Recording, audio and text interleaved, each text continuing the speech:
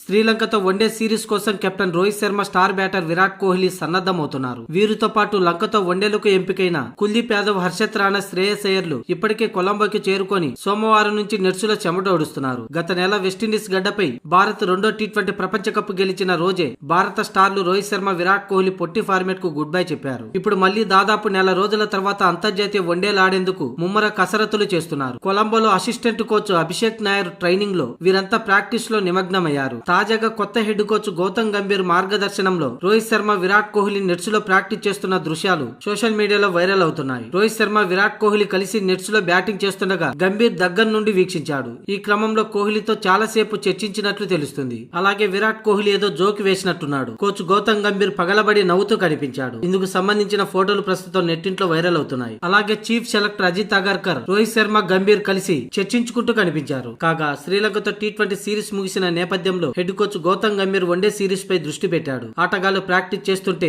దగ్గర నుంచి గమనిస్తున్నాడు కోచ్ గౌతమ్ గంభీర్. కాగా ఈ మధ్య పల్లెకిల వేదికగా టీమిండియా 3 మ్యాచ్ల టీ20 సిరీస్ ఆడింది లంకతో. అయితే ఈ సిరీస్ లో 3-0తో ఆతిథ్య శ్రీలంకను క్లీన్ స్వీప్ చేసింది. ఇక రేపటి నుంచి వన్డే సిరీస్ మొదలు కానుంది. ఇందుకోసం టీమిండియా ఇప్పటికే అన్ని విధాలుగా సిద్ధమైపోయినట్లు తెలుస్తుంది.